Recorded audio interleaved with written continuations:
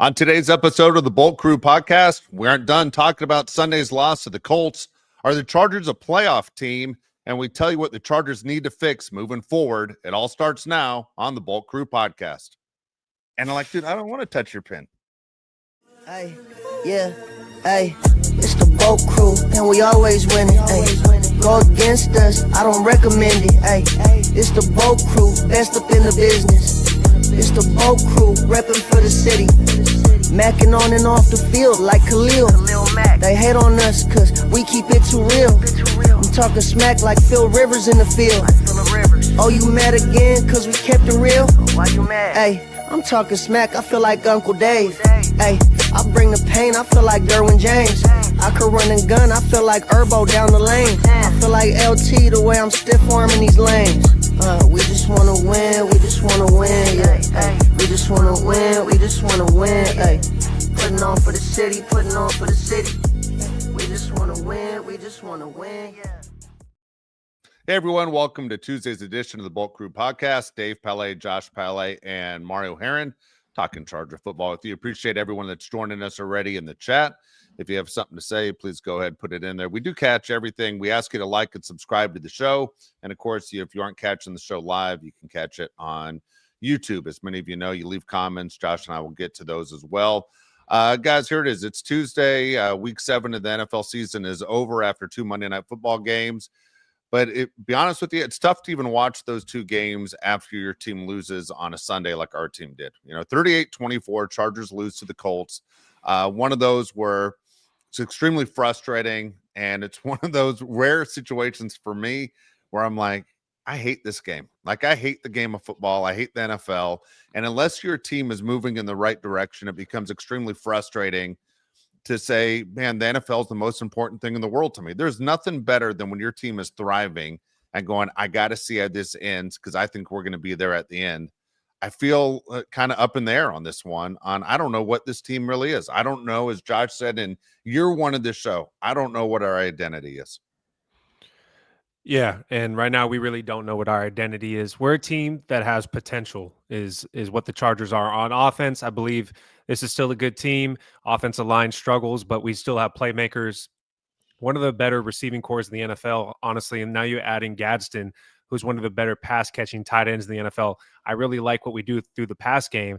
There's just so many question marks when it comes to the defense and who's going to show up. I mean, you can count on Derwin James for the most part, but now you have Henley who decides when he wants to show up. You have a defensive line that's not very good. You have guys that don't know where to stand on defense or who to cover. It's very frustrating as a fan when you see your team taking step backwards, especially in a department where you thought you were good, like defense. It felt like the first 2 weeks of the season, we knew exactly what team we are, and then it just went away, and we lost it. Now we can't find a mirror, and we have no idea who we are anymore. That's what it feels like for the Los Angeles Chargers. Maybe when guys get healthier, it's going to get better, and we'll officially know who the 2025 Los Angeles Chargers are. But let me tell you this, though, Dave, it doesn't get easier, and it's only going to get harder from here. And this test that they had this past weekend against the Indianapolis Colts said a lot about the Colts and said a lot about the Chargers. And what it said about the Bolts so far is that they are not a competitive team. I would say maybe not a playoff team. I feel 60-40 that they are not. And that they have a lot of holes and they have a lot of shoes that need filled if they want to be relevant in this football league. Man, I hate to agree with what you're saying, but I think you're right. I mean, here's the deal. When that team started off 3-0, and especially with the big win against the Chiefs, you got to think guys walking around that building with their chest out, so making eye contact with everybody that they pass, right? From the secretaries to the interns of I'm the guy. If whether you're Jesse Minter, whether you're Jim Harbaugh, whether you're Ortiz, you're sitting there going, man, you're lucky to have me as an employee of your team because I'm really good at my job. There are a lot of guys in that building now. I don't even know how you make eye contact with people. I'll be honest with you. I mean, whoever you're passing in the hallways, just head down and going, man, I hope we get a win on Thursday and look more impressive than we have the last 3 out of the last 4 weeks of games you've lost. Look, that clip is going around today. I saw some of the people that are in the chat commenting at it. But remember the Joe Ortiz deal when he was asked about fixing the offensive line? It's embarrassing as hell. Played back now. The confidence and cockiness from Joe Ortiz is completely embarrassing when he says, Pop, I think we did okay. You know, our offensive line was good. 11 wins, right? Like, do your homework. Do you know who I am? I mean, all of a sudden, Ortiz is talking like the Indiana coach. You know who I am? Google me. Well, dude, I know who you are. I can Google this record, and I can see how the offensive line, how it ranks every single week. It's embarrassing. You straight out did not do your job to the best of your capabilities. Completely embarrassing to see where this offensive line is. Every week, we're like, hey, at least Herbert's healthy. We might have lost, but at least he's walking. That's how it feels. Like, dude, we're lucky that Herbert is not on the IR right now. And so, Joe Ortiz, what the hell happened? What the hell happened to Jesse Minter? I mean, good God, after week 3, we're so afraid of, oh, man, he's going to leave. If they're too good against the Giants, he's going to be the Giants' new coach. Dude, you know what it is? It's the old Scooby-Doo episodes where they pull the mask off and go, I knew it. It's goddamn Brandon Staley behind that mask all of a sudden. What happened to our defense?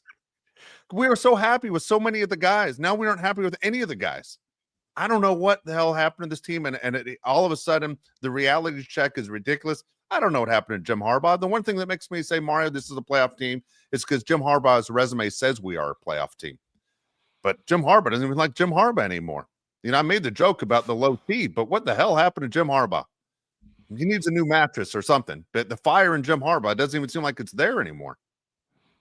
Not at all, man. Not at all. He seems defeated. It's weird looking at him sound that way. Mario, we're going to do this 3 weeks in a row. I'm going to share my screen. Wish me luck. Here we go.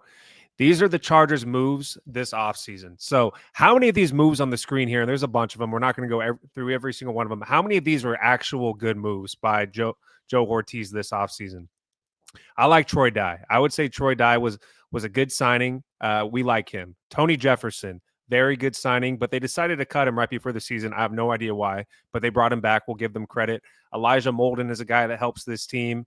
Rashawn Slater, they extended him. I don't know. You know, obviously he was extended before he got hurt, so we didn't know he was going to miss the entire season. Dante Jackson was a good signing. Deshaun Hand was a good signing, but he's on the IR. I do not like the Mekhi Becton signing right now. He's too hurt, does not play every single game. And Keenan Allen was the best signing of all for me. So besides that, I would say all these signings have not worked out. You can't predict the Najee Harris injury, but there's so many misses on the screen here. You scratch your head and you say, what the hell are we doing? How do you justify 14 of like the 26 signings and guys he brought back onto this team? I don't get it, man. How do you justify your job if you're Joe Ortiz? It's really hard to right now. And how do you look your QB in the eye and say, we're doing everything we can right now to make sure that you have everything you need to be successful? Because I really don't think that's the case. Yes, you upgraded his receiving core, but, and you talked about, Dave, and you mentioned in the video, this was a group that came in and says, we are going to emphasize the O-line. And they did it very early on with the Joe Alt pick instead of going Malik Neighbors or Brock Bowers that a lot of people wanted them to do. And you go, okay, so we're the trenches. We are no longer these soft Los Angeles Chargers. We are the trenches. We're going to beat you. We're going to pound you. Pause. And you're going to be really, really messed up after you play us. It's like when, I think it was 2 years ago now, it was like every week after a team played the Ravens, they lost because they're like, it was just so physical. And it was so grueling that even if you won the game, you were so beat up the next week that your team just fell apart. And that identity, that mentality, Dave, feels like it either failed or it just hasn't come to fruition. And you mentioned the Brandon Staley thing. Brandon Staley's defense was, passing game, we got you. Run game, do what you want. You got us. We can't fill a gap. You're going to be able to gash us up and down. And that's what's happened these past couple of weeks. And that's why they currently sit. If you look at rushing yards allowed, they're 18th. And you're just like, I'm sorry, that is the Minnesota Vikings. I lied. They're even worse than that. I was trying to, do some trivia for AK over there, and he failed. They're 19th in rushing yards allowed. One spot even worse. And if you look at advanced stuff, they're 29th in EPA per rush. So it's not looking good right now for the guys in blue. No, it's not. So here's the deal: as we lost Slater right at the beginning of the year. We signed him this contract. Everyone's like, when are we getting this contract done? Well, you get the contract done, and he's hurt right away. Joe Alt gets hurt. He's coming back on Thursday. We're really excited about that. I keep thinking when they approach the draft, at what point do you start going defense in the first round? Like, do you have a plan of what you're doing? At what point do you go defense in the first round?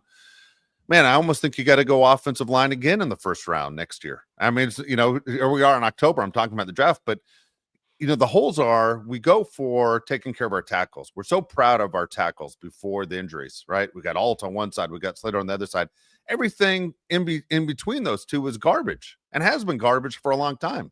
And what do we talk about during the offseason? This is the way NFL teams are now approaching their defensive lines, is through the defensive tackles, the guys that are over the guards and the centers. It's not the ends anymore. So even though Joe Alt's coming back, the plan still is going to be for any team, including the Minnesota Vikings, who have a very good defense, is to basically stay away from Joe Alt. We're going to do whatever we can to get to where we need to be, because that's the weakest point. Anybody could figure this out. So there's nothing in the middle. Our center stinks. Every center stinks that we have, right? All of them are bad. Our guards, we don't trust at all. And look, the Becton deal, I don't even know what to tell you. Every team that's ever had Becton will tell you the same thing we're talking about right now. How can a guy that big, that size, be that untrustworthy, right? Does he even want to be out there? What else in life is he qualified to do but be an offensive lineman and a bouncer? Seriously.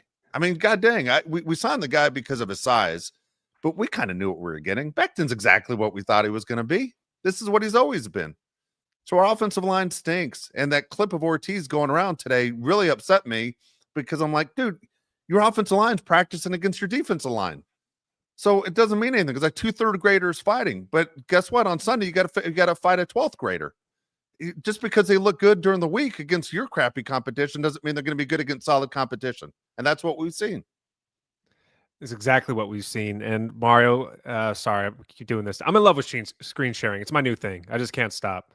Here's another one for you guys. These are the Chargers pass blocking grades against the Colts. What if I told you that Bradley Bozeman was the best pass blocker according to PFF? Well, he was 74.7. Remember, the average score is 60, and PFF is not the end-all be-all, but this is how they graded out the Chargers offensive line. You got Austin Deculus. These aren't typos. 45.9, 7 pressures allowed, 1 sack. Zion Johnson, 43.2, 4 pressures and a sack. Bradley Bozeman, 2 pressures and a sack. Mekhi Becton, 34.1, 0 sacks allowed, 7 pressures. 7. Bobby Hart, above average. He was just on the street a few weeks ago. 2 pressures allowed, no sacks. And then Foster Sorrell, the backup, 62.3, pressure allowed, no sacks. Dude, 34.1 from Mekhi Becton, 7 pressures allowed is insane. It's just absolutely insane. And this is a guy that we're relying on going into the season. The clip that Dave was talking about a few minutes ago about Joe Ortiz going after Daniel Popper and saying, we had 11 wins. You don't know what you're talking about. No, Joe, you don't know what you're talking about. We had a whole issue last year with interior offensive line, and you looked at that issue and you said, let's run it back. And they did. And this is what you get, Mario, when you run it back with guys that aren't good NFL players. You made the bed, and now you got to sleep in it. And that's what the Chargers are sadly doing right now, and it sucks for the rest of us. And you mentioned the terrible O-line play, too. Just to even go more into it, PFF had 10 hits on Herbert and 19 QB hurries. 19. On top of the 3 sacks that were also allowed in Sunday's game against the Colts. Colts pass rush is good. Their defensive coordinator is good. But Brian Flores on Thursday is a whole different ballgame. Especially with his blitzes, his stunts that he does. He's going to have our own line lost for words. Especially if Alt does not play in this game. Dave, this could be the game. I don't want it to happen. But this could be the game where, like, Herbert gets down. And you're like, is he going to get back up? Or this is it after? You go, he might be questionable for next week. It's scary to think about, man, because this is going to be a harder defense, and we don't have any answers right now. Now, I'll be honest with you. Going into Thursday's game, our best weapon is that Carson Wentz is crap. And really, that is our best weapon, is we're relying on their quarterback to be terrible.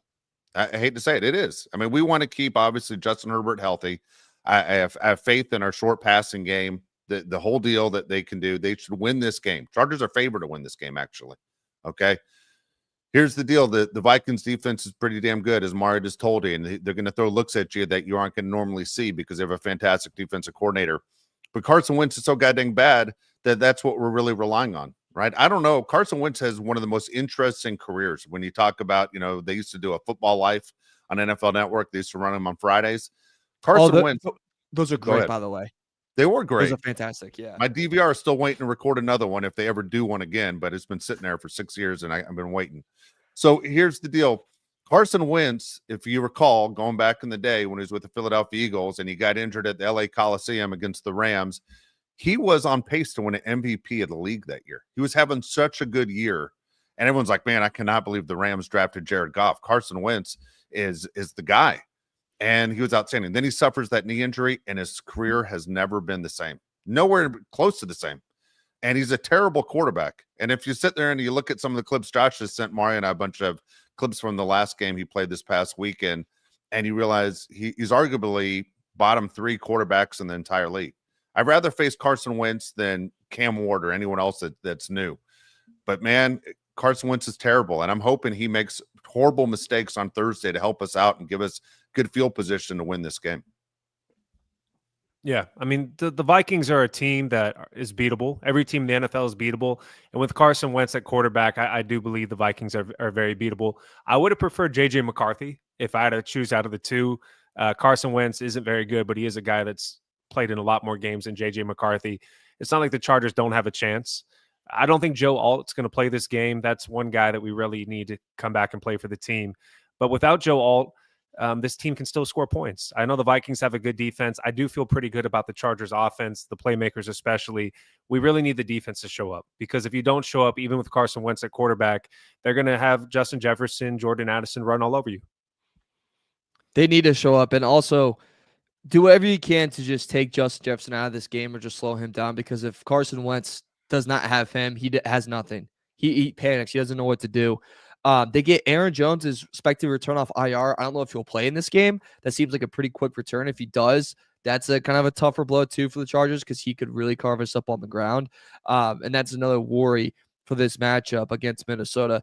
And like, to another point, look, they have a great offensive play caller. And it doesn't matter what QB's back there, there's always a guy open in his plays. And if they can get him the ball, then you're in trouble. And Jesse Minter has to be on his A game, because it's going to be a hell of a matchup in playing a game of chess. And if he's not ready for that, Dave, it could be a really brutal night for the Chargers. And we've seen how this goes too, by the way, Josh, where it is the standalone game. It is you're in prime time. So your mistakes get magnified because everybody's watching. So if you suck tomorrow night, or I'm sorry, Thursday night, you will know right away that everyone's going, the Chargers are done. And they're going to absolutely crap on Justin Herbert. And they're going to say, this guy's the most overrated QB in the NFL. And everyone's going to join Dave Portnoy's weird parade with that. So here you have the Chargers where they're at right now. They've lost 3 of their last 4 games. Okay. And obviously nobody feels good in that situation. There are a lot of teams in the NFL that we thought were dominating teams a few weeks ago, and all of a sudden either they're coming back to reality or they're hitting that midseason lull. Chargers in desperate need of a bye. I mean, I can't wait for the bye week to get here, kind of regroup, whatever's going on. But looking at this Charger team and where they're at from last year, they had 11 wins a year ago. It looks like 11 wins might be a little bit tougher this year. Do you like the Chargers' chances to end the season? From this point on, do you like the Chargers' schedule? Let's go through it one game at a time. Should we pull it up? I can screen share. I love screen sharing. Angie's looking forward to your screen sharing. Yes. All right. Give me 2 seconds. I'll pull up the Chargers schedule. And just to comment on what Mario said a second ago about Kevin O'Connell, to me, this is a lot like the Shane Steichen situation, a guy that runs a great offense. He does a lot to get guys open, like you said. And if you watch the Vikings game, it really does feel like guys are open on every single play. Do they have the quarterback that can get them the ball? All right, I'm going to share my screen. Sorry about that, Mario. I completely took myself off the screen. I was trying to put it out on Twitter. We had the show going, and I erased myself. All right, here we go. Here's the Chargers' remaining schedule. We'll go one game at a time. We'll go, do you think Chargers win or do you think the Chargers lose? So they got the Vikings home game this Thursday. Dave, what do you have, win or loss? I say win. We're going to win. I think win too. We're wearing the navy blue uniforms, and we never win in those navy blue uniforms. I'm going. Yes. I got win. You have what loss. I think the Chargers bounce back. I've big time loss. God dang it! I have no faith. Brian Flores. We'll talk about it more on Thursday, but Brian Flores, I'm terrified of. Okay. All right. Next game is Sunday, November 2nd against the Tennessee Titans in Nashville. Thank God. I have win. Yeah, I have a win. We need Big this. win. We need this game. I mean, this schedule right here is something we desperately needed. Yes, This win. is the iPhone game where if you're watching with a group of people that aren't Charger fans, you're watching this on your iPhone because they're not going to put that up on TV. All right. These next two games are more challenging. We have the Pittsburgh Steelers, but it's a home game. I also think this is a win. I don't think the Pittsburgh Steelers are very good. They have tons of holes on that team. I like the Chargers. There you go, Mario. Okay, here's the deal. I'm not a Pittsburgh Steelers fan. I just honestly forget about the record. The Steelers are a team I'm not sold on. I'm not sold on the Steelers. I say win also. The only thing that frustrates me is like the Steeler fan base is insane. I mean, they do a great job. It's like when the 49ers play the Rams at SoFi and the entire, stadium is red.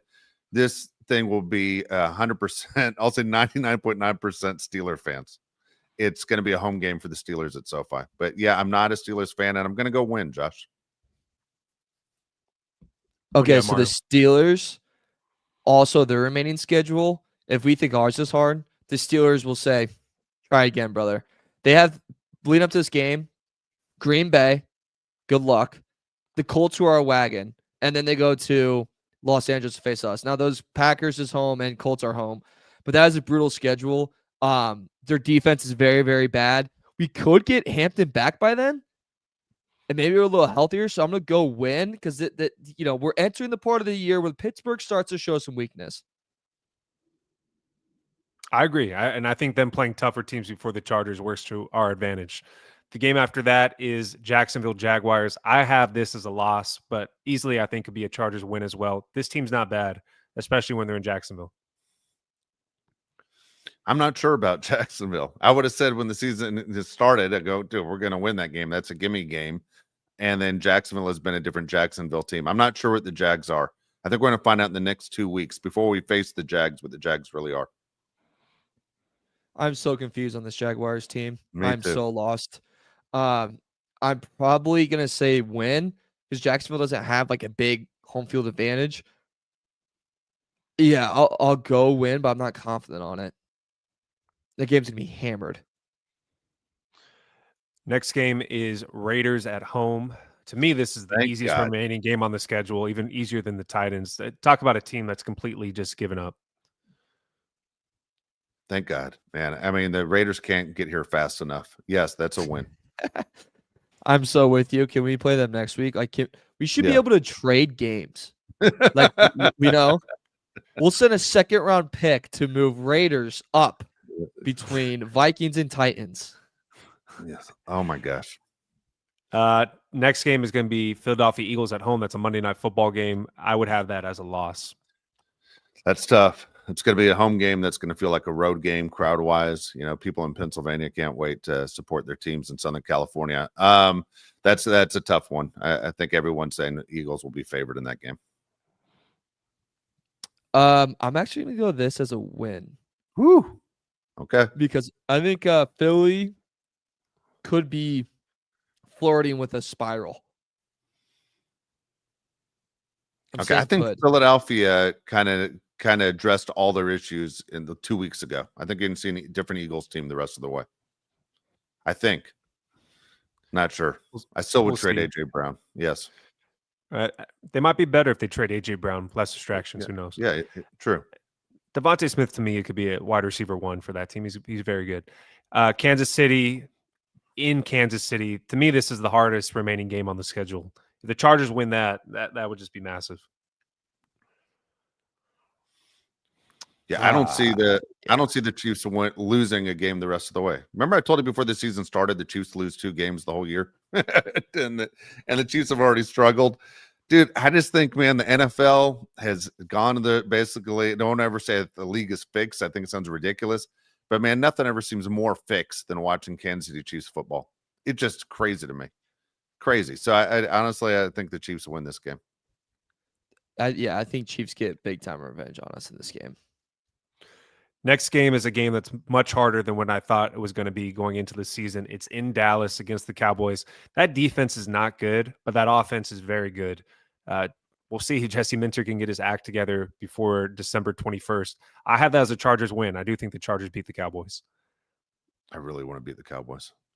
You know, can't stand the Cowboys. Always hated the Cowboys. I really want to get that win. I thought when the schedule came out, this was an automatic win. As Josh says, the offense is insane.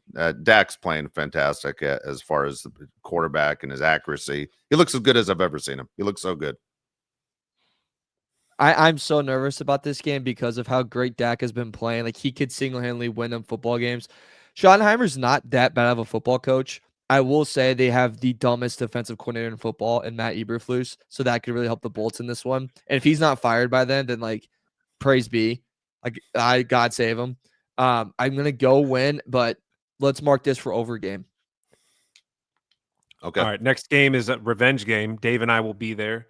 It's against the Houston Texans at home. I have a win, but this team is confusing. To me, this is the Jacksonville Jaguars all over again. And I'm not talking about the playoffs. I'm talking about as a team. I don't know who they are. I don't know what the Texans are. It's not going to be an easy game, but I do think the Chargers win this game. Are the Texans in a position to possibly fire their coach after this year? I don't think they should, though. I don't think they should either. I mean, dude, they're struggling. They're 2-4 right now. They haven't come close to playing up to what we thought they were going to be. I'm sure even Texans fans say the same thing. But right now, man, the Texans seem like a very beatable team. Like, I wish we were playing them this week.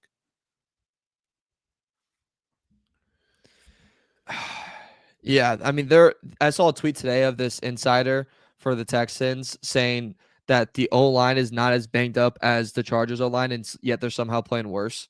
And I was like, oh, that made me just feel a lot better. Like, that was one of those where you're taking a dump and you're like, well, this dump just improved. Shout out to that guy. His name's Jim Locker, I think. So win.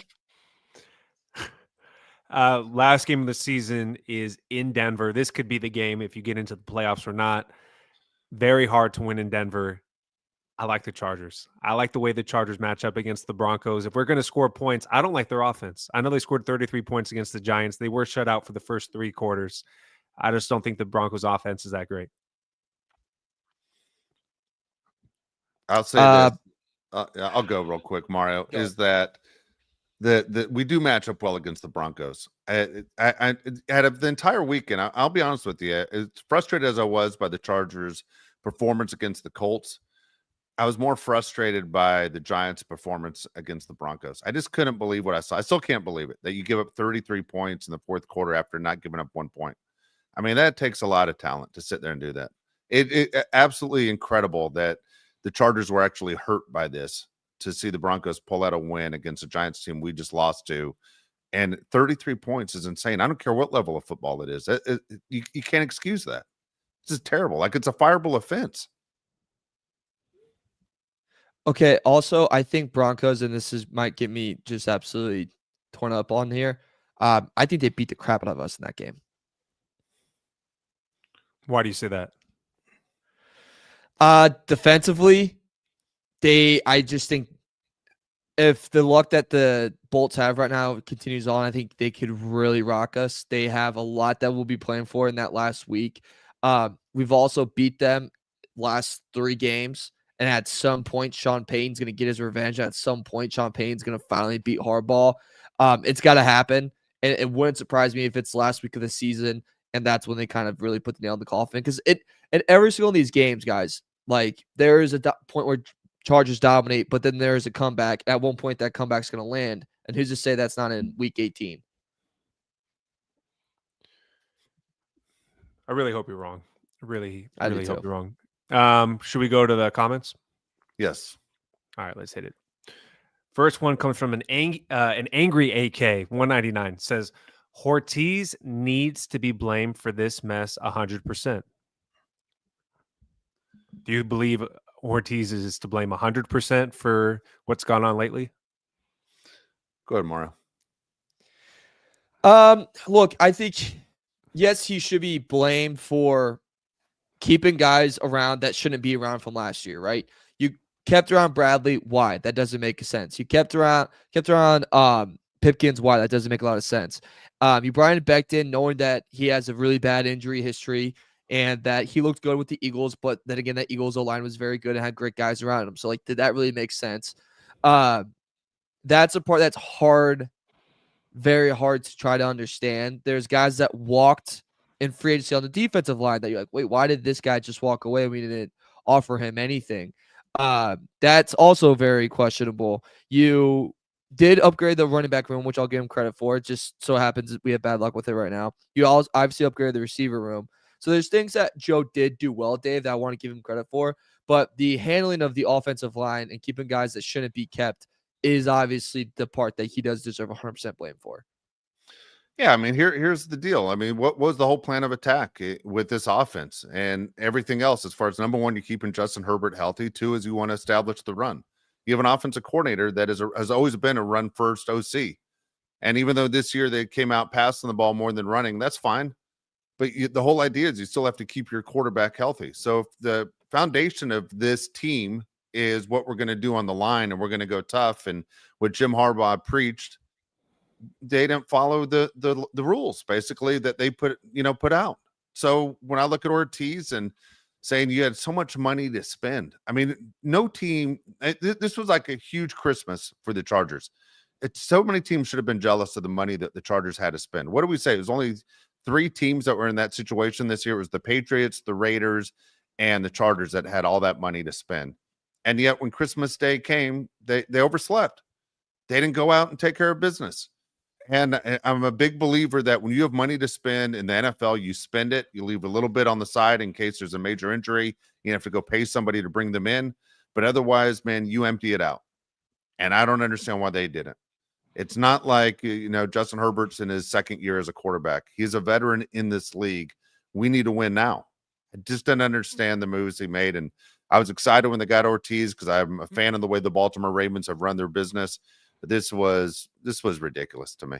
I mean, I laugh that some guys don't know how to GM in sports, that they sit there and I got to do the first thing. It's like musical chairs and grab the first one. Like when the Lakers grabbed Timothy Mozgov at 12:01, that was ridiculous. But when I sit there, I'm never going to forget that, by the way. But when that was my favorite signing in NBA history. I don't care what you say. Mine too. It's the most ridiculous signing of all time. But at the same time, when the Chargers had money to spend, and it was time to go out and start getting guys, I didn't cuss. We didn't do anything. We sat on our hands. We didn't do a damn thing. It was Black Friday. It was morning time, and Joe Ortiz slept in. You did. All the good stuff got taken. Yeah. It's Tidy Whitey's watching cartoons. The Jordans are gone. Look what you did. No PS5s, no Jordans. You missed out. Yeah. Looks like your wife's not getting Lululemon. AK 499 says, I want to start with this. Ortiz had the money. You did not fix the offensive line, did not help Minter's defense, and paid a tackle that's injury prone a big contract. It is bad. So he's really mad at Joe Ortiz. So he hates anything Ravens anyway, but he's right. AK is right in this one. He does hate the Ravens. Yeah. No, I mean, Mekhi Becton was the big offensive line move, right? As of right now, he's not the best signing. I mean, when he does play, he's not performing at a high level, and he is injury prone as well. At the time, I did like the Mekhi Becton signing because we did need help. We still need help in the interior offensive line. I disagree with him helping Minter's defense. He did bring in a few guys to help in Minter's defense. Tony Jefferson is a guy they re-signed. Dante Jackson is a guy that they brought in who's done very well. Deshaun Hand's done well, but they did let Poona Ford walk. That's something we were upset with. They didn't make tons of moves against along the defense, but the offensive line is the one that I'm most mad about. And then they paid an injury-prone Rashawn Slater a huge contract. So Rashawn Slater is going to go into his 6th year next season. He has played in 51 games and he's missed 33. They did give him the contract before he missed this entire season, but he had one season where he did miss 14 games. So wow. All right. AK back to back 499 says, Uncle Dave, I explained myself. Give me one good reason why John Spanos should not fire Ortiz. I need to be real. Slater cannot stay on the field. All right, look, I would have given Slater the money too. What are you going to do? I mean, he was one of the best tackles in the league. Josh just told you how many games he missed. I would have given him the money also. That would have been a tough one to let Slater leave. I will tell you this, AK, because you can't stand Ortiz, obviously. There's no E in Ortiz, okay? So when you rip him on the next one, there's no E there. Here's the deal, man. he won't get fired. I think Ortiz and Jim are a package deal. Honestly, I don't think Ortiz is going anywhere. Ortiz will be there as long as Jim's there. I don't think he's getting fired either. Next one comes from Raymond Hatfield, 199. He says, trade QJ for AJ Brown. Number one, in what world would they take QJ for AJ Brown? Eagles aren't going to do it, and we don't need AJ Brown. I don't want AJ Brown. It's a terrible trade. I want to see the young guys that we drafted get more playing time. I don't want to see AJ Brown here. No, and he's everything that Jim Harbaugh says he doesn't like. Yeah, it's just not going to happen. I'm not an AJ Brown fan. Never was in Tennessee or with Philadelphia. I honestly think AJ Brown is breaking Devontae Smith and the Eagles. Next one is Brian Plant, $20. No comment, just $20. Thank you, Brian. Appreciate that. Thank you, Brian. I do appreciate that. Slottin ain't easy. 199 says Herbert over 36 pass attempts. Yeah, get in against the Vikings. I think he does. What do you think, Mario? He's gonna have to. You think you're gonna be able to run against Minnesota? I don't know. So he's gonna be slinging it early, slinging it often. I'll take his over rushing yards too. He's probably gonna scramble for a little bit on Thursday night. Is that an actual number? 36 as far as a betting line? That seems like an easy one right there. I don't know if they have props out right now, but I can check. Dude, I think I'd go in the 40s. I think the best plan of attack is not running.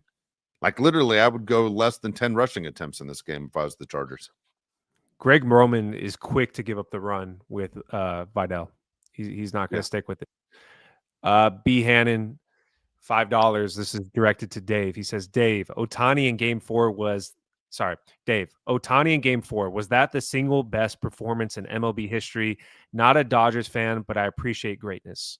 Okay, here's the deal. I love this topic. B. Hannon, I will tell you that was the greatest performance in all of sports history, not just baseball history, all of sports history. It was bigger than Wilt Chamberlain's 100-point game. It was the most impressive thing I've ever seen in a team sport, what Ohtani did. You could break it down 8 million different ways. Incredible. And it happened to put his team in the World Series.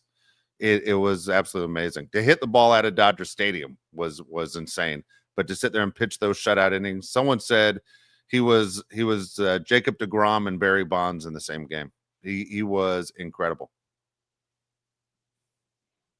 There we go. That's all the comments we have. Yeah, I don't get how people. By the way, I have to leave in like two minutes, but I don't get how people argue this differently. By the way, when people are like, "Oh, Reggie Jackson or whatever his freaking name is," like, yeah, but he didn't pitch.